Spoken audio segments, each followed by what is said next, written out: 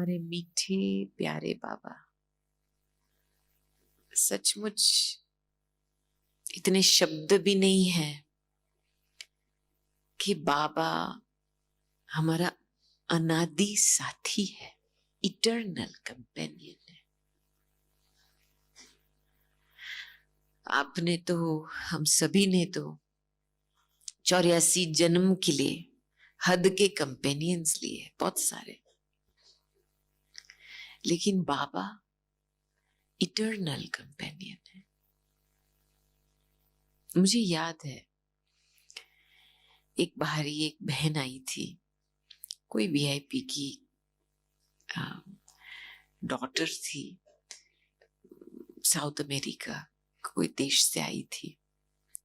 तो खास करके वो आई थी 1 मास मधुबन में रहने के लिए। उनके पिताजी कोई गवर्नमेंट के मिनिस्टर थे, उन्होंने शरीर छोड़ा था 6 मास पहले। तो 1 मास के लिए दादी ने उसको बुलाया कि आप मधुबन में आओ। तो जब वापस जाने का समय था तो वो दादी के पास आए। तो दादी ने उसको पूछा कि आपका अनुभव क्या रहा मधुबन में रहने का। तो उसने ये बोला कि दादी मेरे पिताजी ने तो 6 मास पहले शरीर छोड़ा, तो मुझे इस बारी लगा कि हाँ बाबा मेरा फादर बन गया है। तो दादी ने बहुत ही मीठी रूप से उसको दृष्टि दिया और बोला, अरे इतना तो रियलाइज करो कि बाबा तुम्हारा अनादि पिता है ही, और ये तो आप तुम्हारा हद का पिता था। तो ये हद का पिता का अनुभव बेहद में क्यों डाल रहे हो?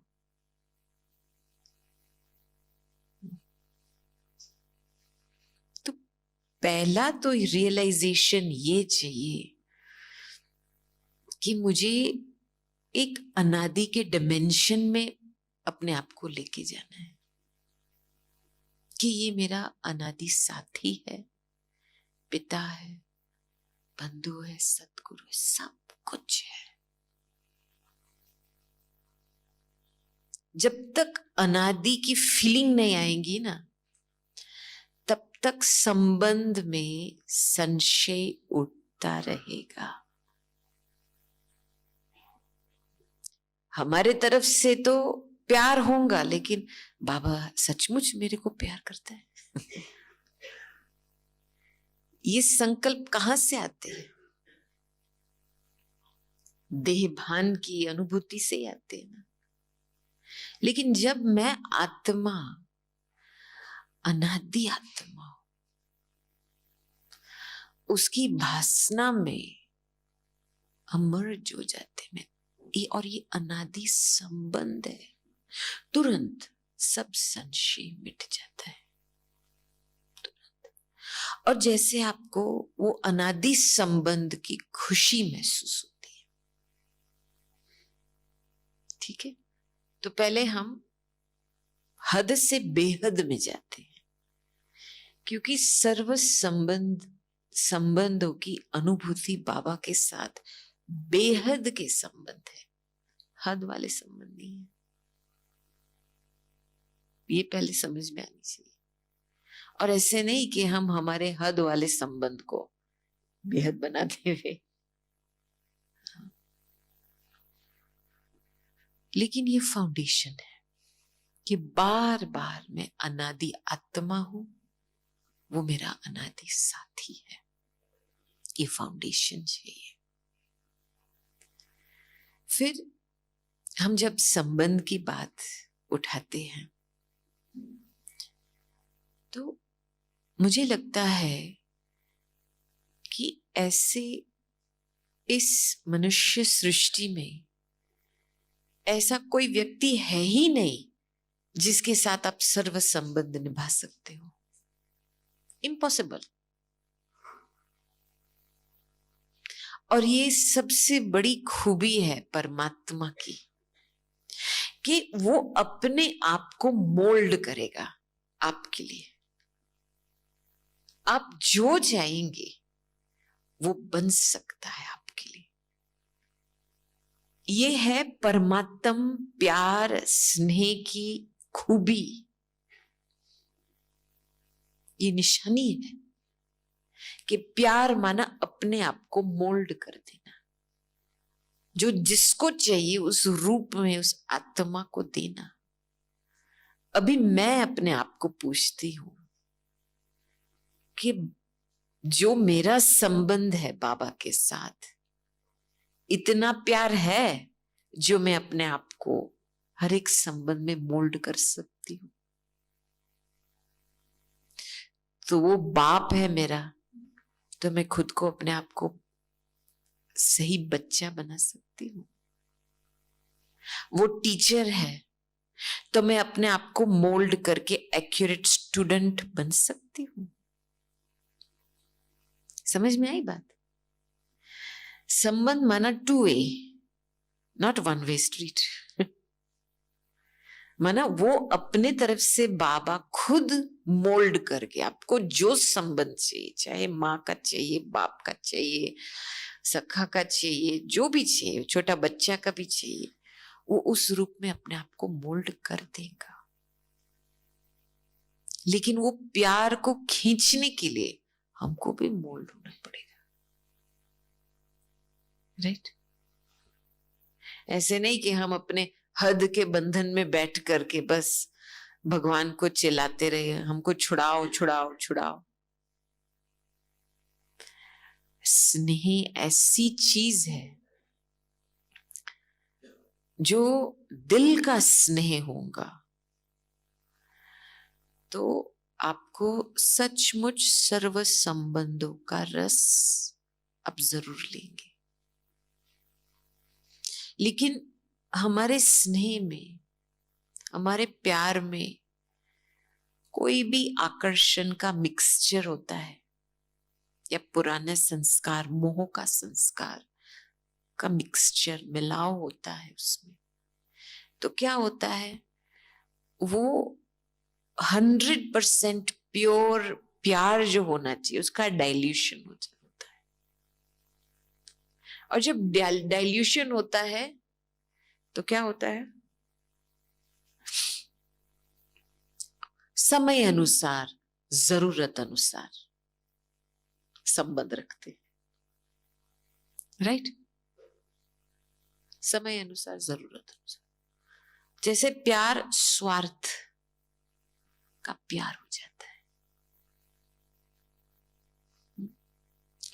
लेकिन शुरू से लेकर के अटूट प्यार, अटूट स्नेह माना मेरी बुद्धि कोई व्यक्ति या वस्तु के तरफ आकर्षण नहीं हुई है। मैं क्यों ये बता रही हूं आपको, क्योंकि दादियों के साथ रहना माना एक आईना, बहुत जबरदस्त आईना मिलता है हमको। जो सूर्यवंशी आत्मा है उनका हर समय संकल्प श्वास बाबा को अर्पित करके चलते हैं। आप उनके बोल सुनेंगे, बाबा के बोल से मैच होंगे। जो संकल्प करेंगे बाबा के संकल्प से मैच होंगे या निर्संकल्प अवस्था से काम लेंगे। और कभी भी ड्रामा को टालेंगे नहीं, कभी नहीं। मैंने तीनों दादियों में देखा, बड़ी दादी, जानकी दादी, गुलजार दादी में ये चीज देखी है।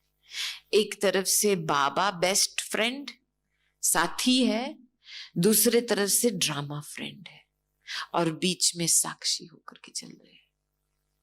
लेकिन बाबा की बातें टाली नहीं है, ड्रामा की बातें टाली नहीं है। तो सूर्यवंशी आत्मा बनना है आपको या चंद्रवंशी आत्मा बनना है? सूर्यवंशी आत्मा बनना है तो आपको लक्ष्य रखना पड़ेगा, अटूट प्यार का, सर्व संबंधों का, स्नेह का रस लेने का। वो लक्ष्य नहीं रहेगा ना तो लक्षण कैसे पैदा होंगे? और फिर बस ऐसे ही ब्राह्मण जीवन में चलेंगे, जो मिला तो ठीक है, चलते रहेंगे। यही वृत्ति से आप नंबर वाइज बनते हो। समझ में आई? तो अभी खुद को चैलेंज करना है कि मुझे सूर्यवंशी आत्मा बनना ही है। तो मैंने थोड़ा साक्षी होकर के अपने जीवन में मैंने देखा कि देखो, स्नेह एक चीज है, जैसा आज बाबा ने बताया था कितना अच्छा, कि चेक करो बच्चे कितना लव है बाबा के लिए। इतनी सारी बातें सुना करके फिर भी बाबा बोलते हैं बच्चे चेक करो कितना लव है बाबा के लिए। क्योंकि लव एक चीज है, भावना दूसरी चीज है।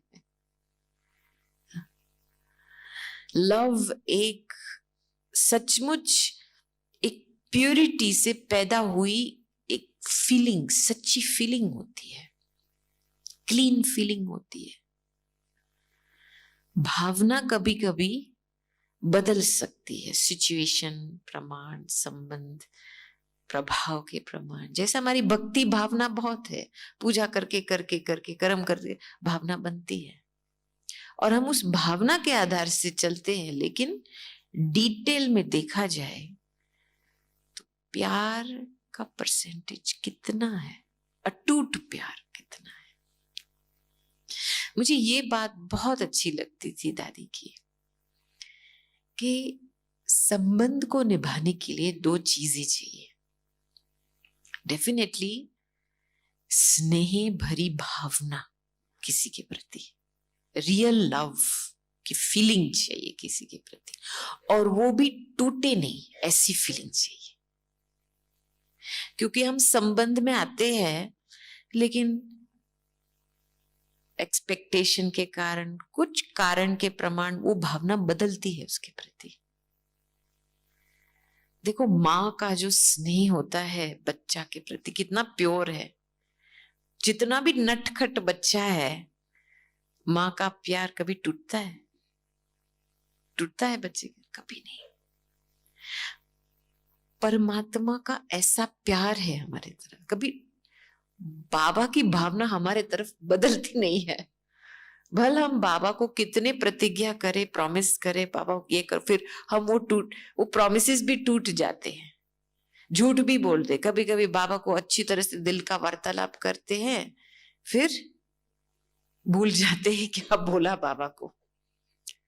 मैंने लास्ट वीक ही बताया था, मुझे ऐसा एक दृश्य लगा कि सूक्ष्म वतन में बाबा बैठा है, बाबा के सामने एक टीवी होता है। तो जब भी कोई बच्चा का दिल का वार्तालाप शुरू होता है ना, तो वो बच्चा सूक्ष्म वतन में इमर्ज होता है बाबा के सामने। क्योंकि दिल का आवाज प्योर आवाज होता है, तो जरूर बाबा को एक सेकंड में पहुंचता है। तो जैसे आप बाबा के सामने इमर्ज हो गए, तो वो अच्छा वार्तालाप शुरू होता है।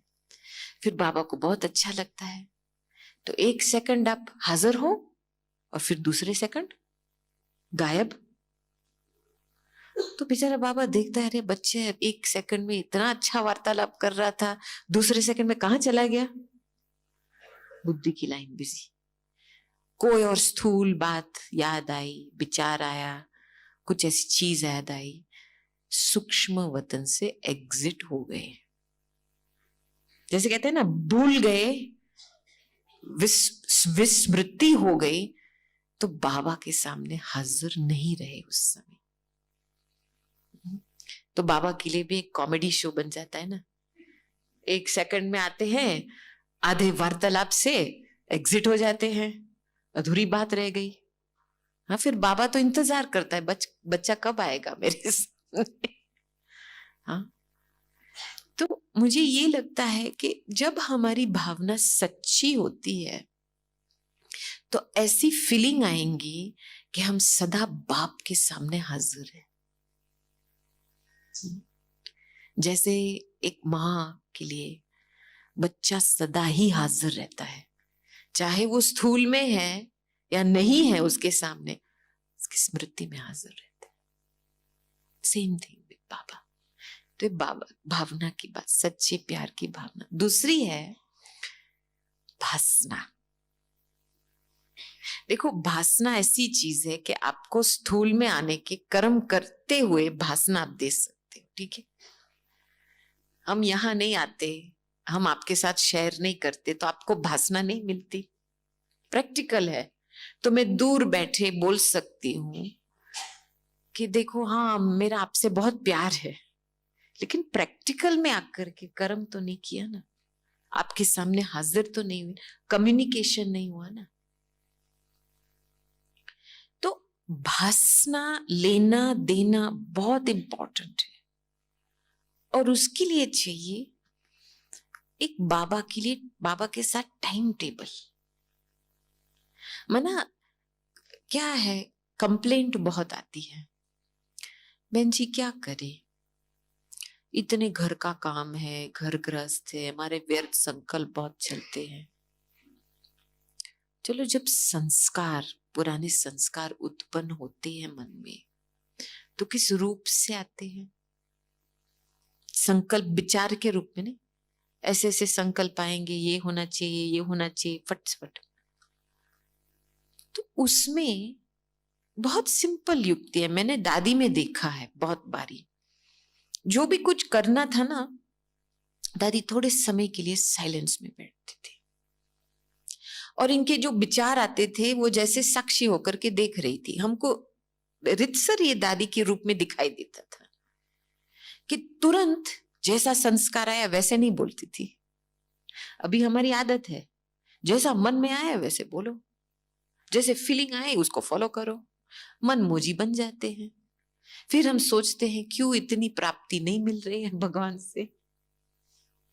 तो प्रैक्टिकल रूप में पहले थोड़ा सा 1 ही मिनट साइलेंस रखो, कुछ भी करने से पहले लिटरली साइलेंट, और देखो, चेक करो संकल्प को, भावना को चेक करो। और जैसे बाबा हाजुर होगा ना, तो फिर आपको फीलिंग आएंगी कि ये बाबा से मिलता जुलता है, बाबा की श्रीमत से, बाप के बोल है, बाप की बात या नहीं। नहीं है तो उसको छोड़ दो, है तो फिर आप उसको कर्म में लाओ। ये बड़ी बात नहीं है, लेकिन एक ब्रेक लगाने की एक प्रैक्टिस चाहिए इसके लिए। ये सिंपल बात है। हमने देखा दादी जी जब गोली खाती थी, ऐसे नहीं कि बस गोली डाल दी जल्दी, फटाफट कोई मिलने आ रहा है, फटाफट गोली डाल दो इसमें, फिर पानी पी लो। लेंगी जैसे बाबा उनको खिला रहा है, पानी पिएंगी वही भावना को लेकर के कि बाबा मुझे खिला रहा है। फिर गोली लेकर खत्म, ऐसे संकल्प नहीं करेंगे कि शायद इस गोली से मेरी तबीयत ठीक हो जाए, यह तबीयत ठीक होंगी या नहीं होंगी, कुछ नहीं। तो कर्म करते हुए भी उसी समय बाबा से भासना लेना, या बाबा के सामने कम्युनिकेट, दिल खोल करके वार्तालाप करके बाबा को खुद की सच्चाई की भासना देना, means you have to be present. हम कहते हैं कि मुझे आपसे संबंध रखना है, लेकिन मैं आपको टाइम ही नहीं देती हूं, तो कैसे आपका विश्वास बैठेगा? मैं आपके साथ कम्युनिकेट भी नहीं करती हूं, तो कैसे आपका विश्वास बैठेगा कि हाँ सचमुच उसको मेरे साथ संबंध रखना है? तो भासना देना लेना माना समय देना, टाइम देना, कम्युनिकेशन होना चाहिए, और प्रैक्टिकल कर्म भी करना उस अनुसार। तो मैंने देखा कि जब भी इन बातों पे हम अटेंशन रखते हैं ना, तो जैसे एक बहुत नेचुरल संबंध बन जाता है बाबा के साथ। नेचुरल। बाबा ने तो बड़ी मंजिल दिखाई है हमको, हर एक संकल्प, हर एक श्वास बाबा को समर्पण करके माना समर्पित रूप में होकर के चलना है। वहां तक पहुंचने के लिए अभी के समय अनुसार मेरा कैसा संबंध है, प्यार कैसा है, उसकी चेकिंग तो चाहिए ना। चेकिंग नहीं करेंगे तो संबंध में कैसे परिवर्तन ले आएंगे? बस अपनी भावना को लेकर के चलो, लेकिन अपनी भावना भी मिक्स होती है तो फिर थोड़ी देर के बाद आप खुद की भावना से धोखा खाएंगे। समझेंगे ना, मैंने बहुत कुछ किया लेकिन रियलिटी में, क्योंकि सच्ची प्यार की ये निशानी है कि आप लाइट बन जाएंगे, फरिश्ता बन जाएंगे। हमारे पुरुषार्थ में कंप्लीशन आना चाहिए, संपूर्णता आनी चाहिए हमारे पुरुषार्थ में।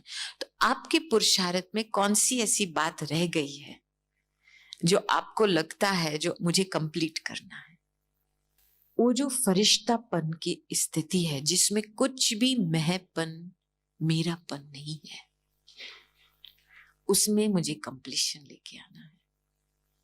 तो उसके लिए वो नोट करते हैं कि जब भी कुछ खाते हैं तो बाबा की याद रहती है, कौन खिला रहा है, या पैदल करते यहाँ के जाते तो वो स्मृति रहती है, भासना आती है कि कौन मेरे साथ चल रहा है। क्योंकि हर कर्म में जब बाबा की भासना लेते हैं ना तो मैंपन छूट जाता है उस कर्म से। सिंपल बात है, बिल्कुल मैंपन छूट जाता है। जैसे चलते फिरते ऐसे लगेगा कि कोई चला रहा है आपको, हल्कापन, और वो भी संकल्प नहीं आएगा मैंने कुछ किया या मुझे कुछ करना है, ये संकल्प उठेंगे ही नहीं मन में। तो मुझे ये बहुत अच्छा लगा कि जितना हम बाबा से भासना लेते और कर्म करते हुए तो मैंपन आप पे ही खत्म हो जाएगा और हम फरिश्तापन की स्थिति में पहुंच जाएंगे। दूसरा, जब भी मैंने निर्वेद भाई से पूछा ये प्रश्न तो उन्होंने बताया था कि जब उनका 60th बर्थडे था तब उन्होंने वायदा किया था बाबा को कि मुझे मेरी अवस्था को एक रस बनानी है, कुछ भी हो जाए उड़ती अवस्था में ही रहना है, उड़ना है और लोगों को उड़ाना है। तब से लेकर के उन्होंने अपनी स्थिति को सेट किया है और सचमुच उनके सामने तो बहुत सारी बातें आती हैं, हमने देखा है दिन भर में बहुत अलग प्रकार की बातें आती हैं, लेकिन उनकी स्थिति में हम डगमग नहीं देखते हैं। दूसरी बात उन्होंने बताई कि उनके लिए एक बात में अभी तक कंप्लीशन आने का मार्जिन है, और वो है जैसे साकार बाबा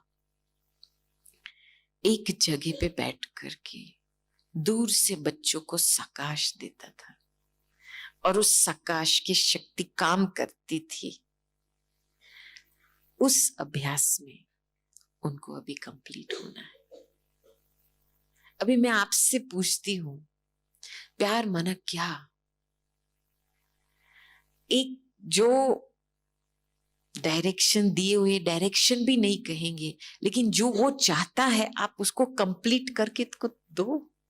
जो कार्य दिया है बच्चों को उसको तो कंप्लीट करके तो दे दो। ये प्यार की निशानी है ना। तो जो भी बाबा ने बताया है हमारे पुरुषार्थ के लिए, मैं कहां तक उसमें कंप्लीट हुई हूं, कौन सी बातें में कंप्लीशन हुई है और कौन सी बातें अभी तक 50% या 60% तक पहुंची है, ये बहुत जरूरी है देखना।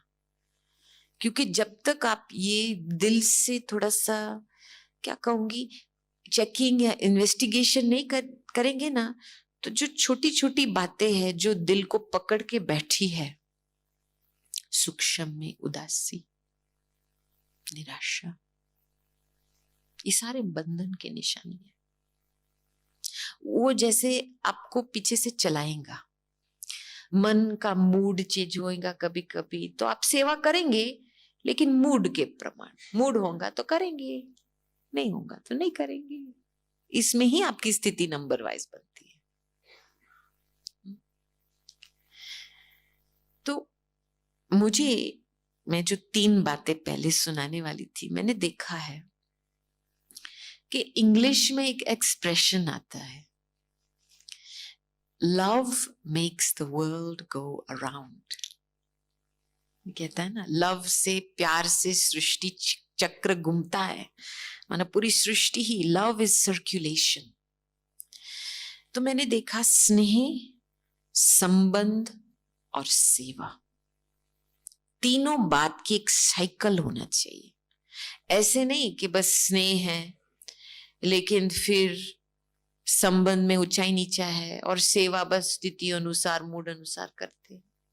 नो, तीनों का बहुत गहरा कनेक्शन है। तो पहला स्नेह के सब्जेक्ट पे मैंने ये नोट किया कि पहले स्नेह से के सब्जेक्ट में ये देखना है दिल से प्यार। और दिल का प्यार की निशानी क्या होता है? क्या फीलिंग आती है जब दिल का प्यार होता है? क्या फीलिंग आती है?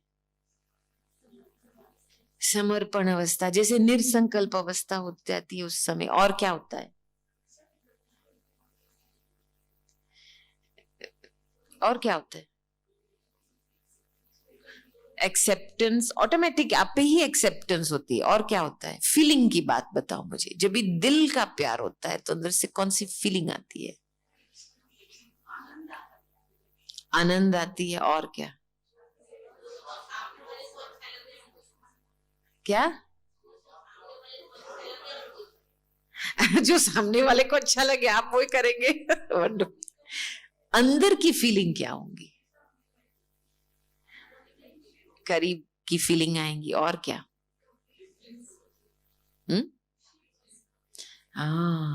सुख और शांति, प्योर लव, बिल्कुल जैसे अंग को ठंडा कर देती है, कर्मेंद्रियों को ठंडा कर देती है, शीतल कर देती है, प्योर लव। और अंदर से इतना जैसे सुख महसूस, अतीन्द्रिय सुख महसूस होता है। ये सच्ची प्यार की निशानी। जब हमारा प्यार थोड़ा सा स्वार्थ वाला प्यार होता है, या जरूरी जब बाबा की जरूरत होती है तब प्यार करते हैं, तो उसमें आपको ये शीतलता की अनुभूति नहीं होगी। और वो उस प्यार में थोड़ा मेहनत भी होता है। तो ये एक बात है। दूसरा है कि देखना है, ये हम समझते हैं कि सच्चा प्यार में रहना इजी है। एक तरफ से इजी है, दूसरे तरफ से बहुत अटेंशन चाहिए, क्योंकि उसको एक इमर्ज रूप में सदा के लिए प्यार स्नेह इमर्ज रूप में रहे, मर्ज ना हो जाए, उसके लिए बहुत ध्यान चाहिए। बीच बीच में बहुत साइलेंस चाहिए ताकि वो स्नेह इमर्ज रहे। अभी ये दूसरी बात है, संबंध की बात। देखना है कि सर्व संबंध हम बाबा के साथ निभा रहे हैं, या एक कोई संबंध दूसरे के साथ अभी तक कोई स्पेशल विशेष संबंध है कोई व्यक्ति के साथ। ये रियलिटी की चेकिंग बता रही हूं आपको, क्योंकि इसकी गहराई में आप नहीं जाएंगे तो आप अपने आप को सदा धोखा खाएंगे कि हाँ मैं बाबा को प्यार करता हूं, लेकिन वो प्यार का रिटर्न आपको पूर्ण रूप से नहीं मिलेगा, क्योंकि अभी भी आपका दिल कोई ना कोई सूक्ष्म बंधन में फंसा हुआ है। तो ये पहला चेक करना है, क्योंकि एक भी संबंध की कमी होगी ना तो वो संबंध आपको खींचेगा। बुद्धि वहां जाएंगी। माँ बाप के लिए बच्चे चलो बड़े हो गए हैं, पोतरे धोतरे के साथ तो मोह होता है ना, ग्रैंड चिल्ड्रन के साथ मोह होता है ना, वो भी संबंध अलाउ नहीं है। सर्व संबंध बाबा के साथ, माना एक एक संबंध में अलौकिकता। ऐसे नहीं कि हाँ मैं बाबा को प्यार करता हूं लेकिन मेरे ग्रैंड चिल्ड्रन के भी थोड़ा सा प्यार है, तो इसमें लौकिकपनता आता है।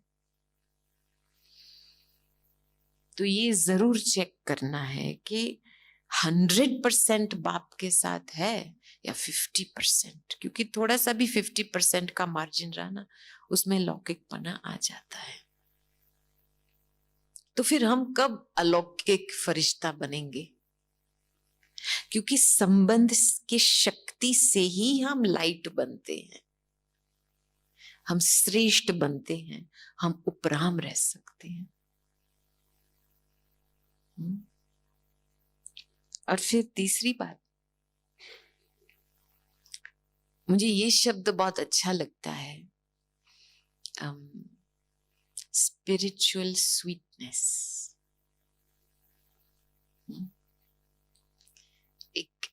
एक संबंध से एक मीठा रस, रूहानी रस, जहां पे रस बैठता है वहां पे रग जोड़ता है, वहां पे मन बुद्धि जाती है। ज्ञान को एक तरफ रखो, ये नेचुरल फ्लो है एनर्जी की, कि जहां से आप रस लेंगे ना वहां पे रग जुड़ता है और वहां पे ही मन बुद्धि जाती है।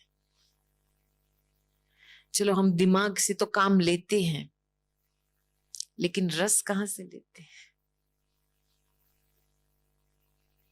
हम समझते हैं ज्ञानी तो आत्मा है, लेकिन रस, हद का रस बैठा हुआ है अभी तक, यहां से यहां से यहां से। जैसे आपका प्लग होता है ना, कई सॉकेट में डाले हुए होते हैं, खाने का सॉकेट, पीने का सॉकेट, नींद से भी काफी रस मिलती है। हाँ, सुबह अमृत वेले उठते हैं, बाबा तो उठाएंगा आपको, लेकिन वो जो कंबल का जो रस होता है इतना मीठा होता है, चलो ठंडी है, थोड़ा 5 मिनट और, इतना अच्छा लगता है यहाँ पे। और फिर वो 5 मिनट की नींद में पौना घंटा चला जाता है। तो कई प्रकार का हमने रस, अभी हम खुद की चेकिंग करो, मैं भी अपने आप को देख रही थी कि अभी भी कौन से प्रकार के रस से मैं चल रही हूं, एक रस होकर के चल रही हूं सचमुच, या अभी भी थोड़ा सा भी कई प्रकार। और ये जीभ का जो रस है, 2 इंच का जीभ है, लेकिन सचमुच पूरा दिमाग शरीर को चलाने वाला है, क्योंकि आपको जीभ सहित इसको रस नहीं दिया है खाने का, तो परेशानी होती है ना यहाँ पे, वो होता है ना, कुछ मिसिंग फीलिंग आती है और उसमें मन का हलचल होता है। तो इसके लिए एक बहुत सूक्ष्म चेकिंग चाहिए।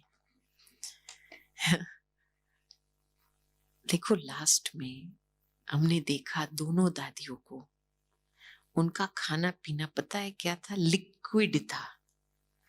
गुलजार दादी जी को तो पाइप से दिया था, और वो है वो फूड क्या, पाउडर का खाना, प्रोटीन पाउडर। दादी जानकी का खाना मैश करके पूरा उसको बस उतना ही लिक्विड फॉर्म देते थे। अभी से हम इसको ट्रेनिंग नहीं देंगे तो लास्ट में टू लेट, नहीं हो पाएगा। और मुझे एक बात बहुत अच्छी लगी रतन मोहिनी दादी जी की, जब भी वो टूर पे गए थे ना, तो लीला बहन बहुत अच्छी कुक है, तो दादी के लिए अच्छी अच्छी गरम गरम रोटी पकाती है, ठीक है, लेकिन दादी 1.5 रोटी खाती थी, 1.5 चपाती खाती थी, तो जो आधा टुकड़ा बचता था वो मैं ले लेती थी। तो मैंने एक बार दादी को पूछा, दादी आप 1.5 रोटी क्यों खाते हो? अरे ये आधा टुकड़ा बचा है, ये खा लो ना आप, इसमें क्या बड़ी बात है।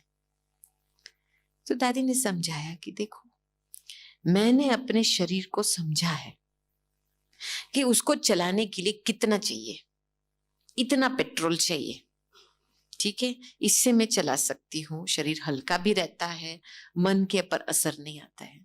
अभी मैं थोड़ा सा भी एक्स्ट्रा डालूंगी तो किसको कष्ट होगा? फिर पेट को ही कष्ट होगा। वो रिएक्शन जो होगा पेट का, मेरे मन को असर आएगा, मन पे असर आएगा। तो मैं क्यों अपने आप को ऐसा कष्ट दूं? मुझे ही भोगना पड़ेगा। तो जैसे हर बात में, हर कर्मेंद्रिय को आप ट्रेन करके जो इसको चाहिए दे दो। ऐसे नहीं कि अपने आप को डिप्राइव करो बाबा की याद में समझो, शरीर को जो चाहिए दे दो। और बाबा की याद में आप लेंगे ना तो ऐसे ही लगे, आप बस 2 टुकड़ा लेंगे पेट भर जाएगा। ऐसे हमने बहुत बारी अनुभव किया है।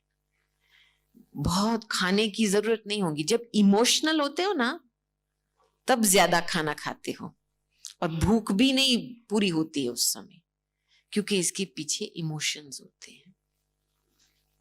तो इसलिए अपने आप को अभी के समय अनुसार समझो क्या चाहिए शरीर को चलाने के लिए, उतना ही दे दो।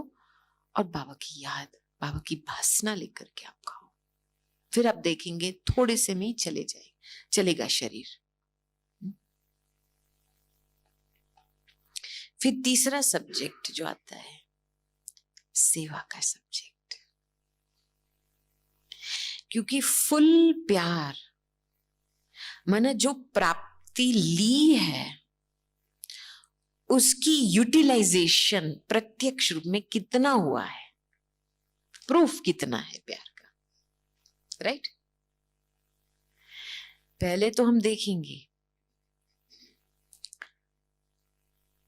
मन तन धन कहां तक सेवा में लगे हुए, संकल्प वाणी कर्म कहां तक सेवा में लगे हुए।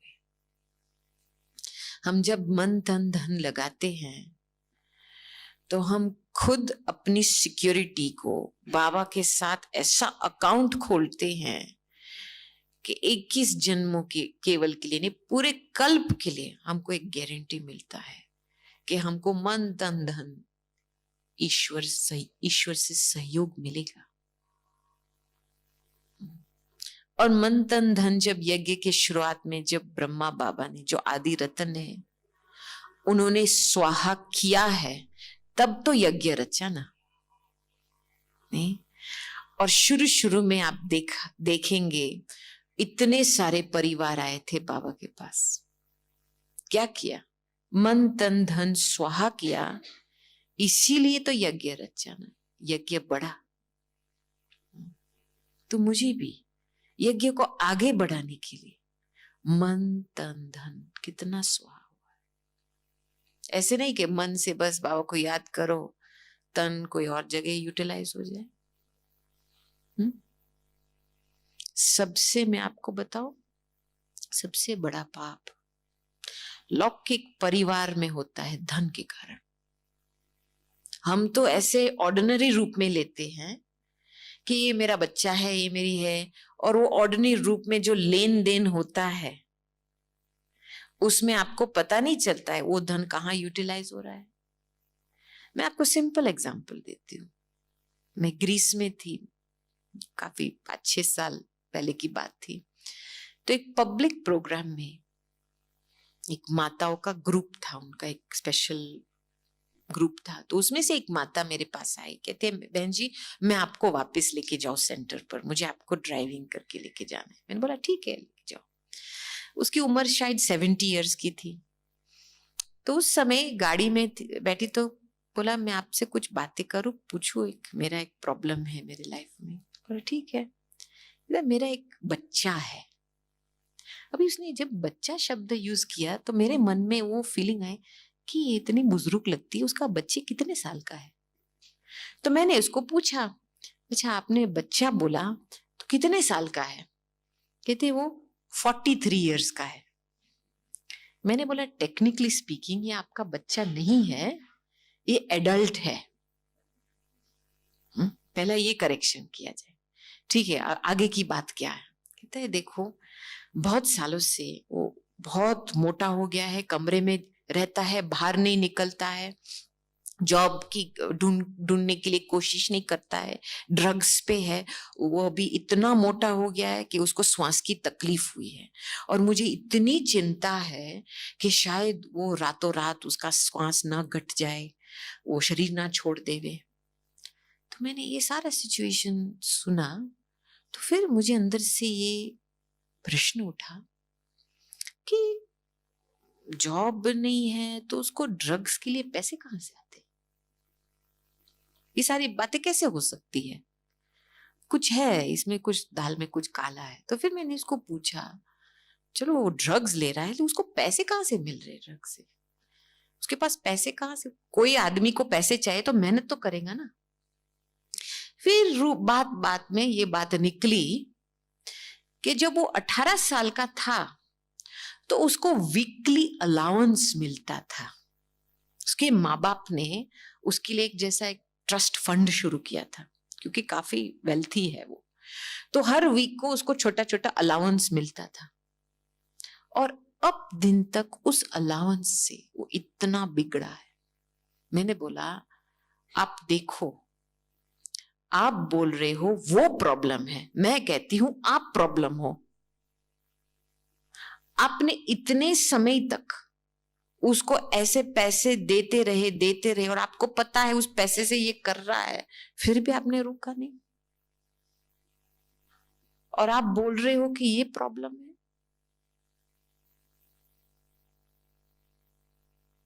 दूसरी बात, कई लोग समझते हैं, मैं धन का क्यों अंडरलाइन कर रही हूं, क्योंकि हम कभी इसका महत्व सोचते नहीं है। उसी समय ग्रीस में दिवाला हो गया था देश। ठीक है, जब बैंकरप्सी होती है ना तो पता है क्या होता है? गवर्नमेंट पीछे करती है पैसे के लिए। माना चलो आप इनकम टैक्स को भी अवॉइड करेंगे, लेकिन आप प्रॉपर्टी टैक्स को अवॉइड तो नहीं कर सकते, प्रॉपर्टी को थोड़ी छिपा सकते हो। तो उस समय गवर्नमेंट क्या करती है? प्रॉपर्टी टैक्स डबल कर देती है, क्योंकि पैसे चाहिए उनको। तो कई ऐसे करोड़पति थे जो इनको जॉब भी गया, इनकी कमाई भी गई और इनके जितने भी प्रॉपर्टी थे, बोर्ड थे, वो उनका टैक्स डबल, तो करोड़पति से रोडपति बन गए ओवरनाइट। ऐसी हालत थी। और उस हालत में और मॉर्निंग क्लास में तो बहुत बड़े बड़े जैसे प्रोफेशनल्स बैठे थे, कोई अकाउंटेंट थे, एक जज था, लॉयर था, और सभी के पास कुछ न कुछ कर्जा था। तो एक बारी मैंने सभी को बोला कि देखो, जिसको श्रीमत चाहिए, धन को कैसे श्रीमत अनुसार यूटिलाइज किया, मैं आपको टाइम दे सकती हूँ। तो 8-9 लोग आए, तो पर्सनल टाइम हर एक को दिया। तो उसमें से मुझे 2 बहनों का अनुभव याद है, क्योंकि सचमुच ऐसे नहीं बैठे थे कि बहन जी हम क्या करें, हमारी ऐसी सिचुएशन है, कैसे, हम करना पड़ता है ना, अभी मेहनत करनी पड़ती है।